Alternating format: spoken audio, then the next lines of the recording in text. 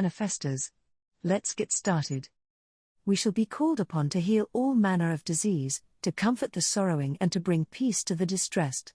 First we must heal ourselves. When we are healing others we are also healing ourselves. A healer's work takes place within himself. This idea of sending out thought and holding thought is all a mistake. Think, come into being not only by taking thought but by knowing that the word is infinite. This word is in your own mouth, and there alone can it be spoken. Here your responsibility begins and here it ends, in your own mouth. You must feel no responsibility for the recovery of your patient, for it brings confusion and disturbance to be always wondering if it is working.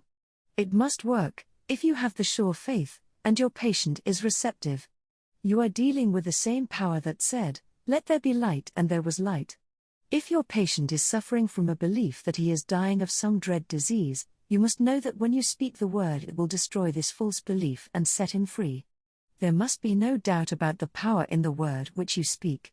It should be said in perfect calm, in peace, and with absolute faith that it will work.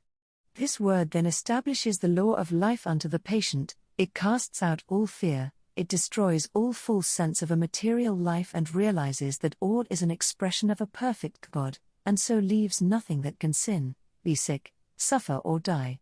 When you truly know within yourself, your patient will be healed, provided he also believes.